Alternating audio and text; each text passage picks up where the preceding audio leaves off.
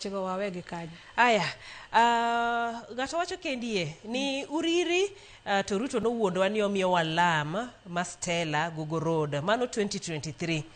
Mano wacho ni pok gineno nyaka sani. Penjina Fatuma ne affirmative action chal nade kod konyo nyiri e Suna East Kakra Ward. Iparo gwango higini abichi wacho ni dhika rumo.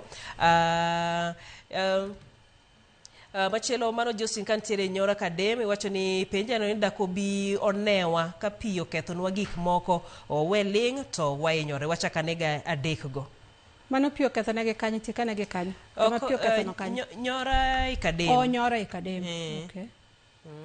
Mano pimo ketho Nyora Kademe wachno ero mar affirmative action kaito gi yo ma Stella Gogo wacho ni nosingne gi 2023 to poko bedo nyaka kawuono. Mano kanyedo sami wacho ni gigi nosetimgi gin projects madhi nyime. Stella Gogo Road ni ada wacha dieri an kaka women rep roads okada wuoye okang'e mang'eny mar roads adieri ber but nyocha neno kama Kinyamita ne nitiere State House ma achiel kuom barabara mano owacha ahinya. Samoro bende waketo president gi tich matek adwaro gini to land but koro budget kabiro to budget no kalo ma ok oket gine budget koro chuno ni irito to public participation gi bene gi yiero gi makamano dongin kechi ineno gik mwayiero gi mbunge ma wuoyo gi joge kobiro State House ok obi gi jopiny ene mobiro gi dwaro mar jopiny no ma barabara ni tawinjo kama Kinyamita nuoya ahinya owache man gadieri ni dhi gere koro ene it jatend piny kendo nyocho onuoye di mang'eny ka wantiere State House. Affirmative action owacho ni nyithindo manyiri onge affirmative action e nyithindo manyiri. Affirmative action nitiere e mine. Pesa mimiyowa iluongo ni women empowerment.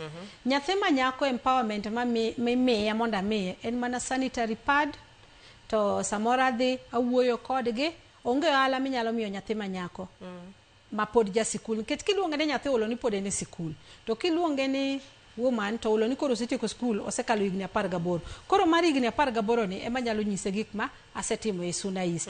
Apani neno pile ka achiwo ne grube pesa machiwo ka oaya gulu mar women rep iluonge ni women empowerment.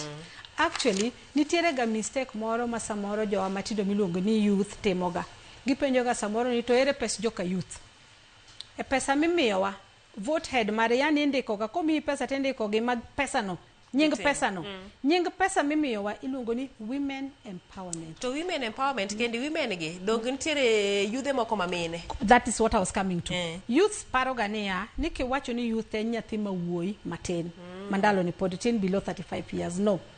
So komiwa go miluongo ni women empowerment it is a woman who is a youth and a woman who is not a youth but it is a woman. So youth empowerment watimo mana nikech wachuno ma kwadhi to kata kikelo grubi takonye ni utingo youth lilo kete nyiri mokari adeka ngwen kata en boda group akonye ni kete nyiri mokari adeka ngwen mondo bed women empowerment. Koro kwana gik misetimo gi women empowerment nikech koni nyisa ni sawa dhi karumo ging'eny kora many Suna East kende ari adek moko ari adek e Suna East. Suna East and Suna ging'eny. Okay, Suna East nitiere Masagi Community Development na miyo siling 100,000. Saraja Women Group 100,000.